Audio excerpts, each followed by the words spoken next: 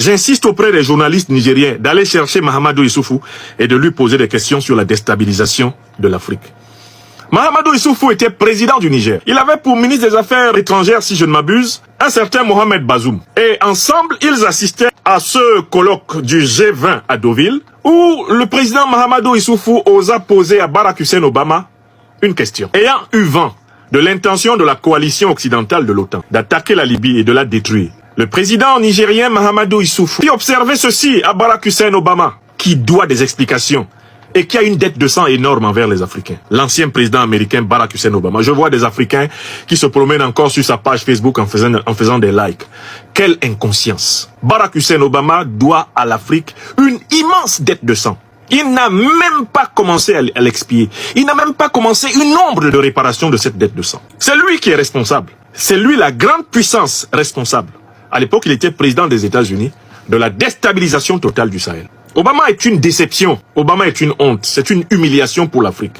Car Obama s'est retourné contre l'Afrique. L'histoire retiendra qu'un fils de l'Afrique, de père kényan, de mère américaine, blanche, un fils de l'Afrique était à la tête de la puissance américaine, de la plus grande puissance de l'Occident, quand l'Afrique fut dépecée, sauvagement agressée, pour empêcher l'Afrique d'être autonome économiquement, pour empêcher l'Afrique de sortir du joug de la domination écrasante du dollar, de l'euro et du franc CFA. Obama mena la coalition avec Sarkozy de Nagui Bokcha, que la justice ne lâchera jamais jusqu'à son dernier jour, sur cette terre des hommes, avec David Cameron qui se cache quelque part en Angleterre, croyant qu'il a fini, qu'il en a fini comme ça, alors que l'heure du boomerang africain a sonné, et il frappera partout, le boomerang de la justice cosmique africaine est en action. Ça se traduit par l'éveil massif des peuples africains, un éveil irréversible, irréductible, incompressible.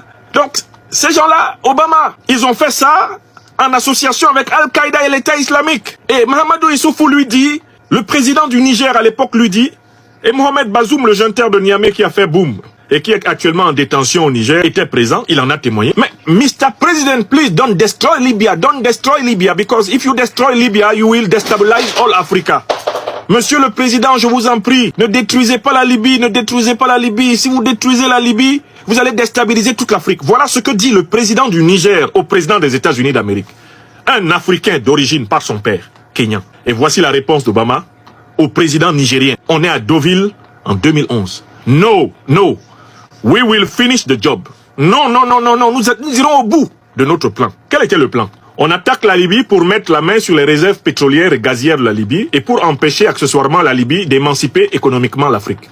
Deuxième partie du plan, avec les alliés Al-Qaïda et l'État islamique qui ont opéré en bonne entente avec l'OTAN, on attaque ensuite toute la bande sahélienne, notamment tous les pays de cette bande où il y a des régimes qui ne sont pas entièrement soumis aux quatre volontés de l'Occident. Voilà comment le Mali, le Burkina Faso, le Niger vont se retrouver dans le collimateur. Le Nigeria, le Cameroun vont se retrouver dans le collimateur des deux grandes organisations terroristes associées à l'OTAN en Libye. Associées à l'OTAN au Moyen-Orient, Al-Qaïda et l'État islamique. Et si vous étudiez l'histoire de la naissance de ces mouvements, vous trouvez toujours des services de renseignement occidentaux à la manœuvre. Pour créer ces mouvements au Moyen-Orient, l'Occident a participé.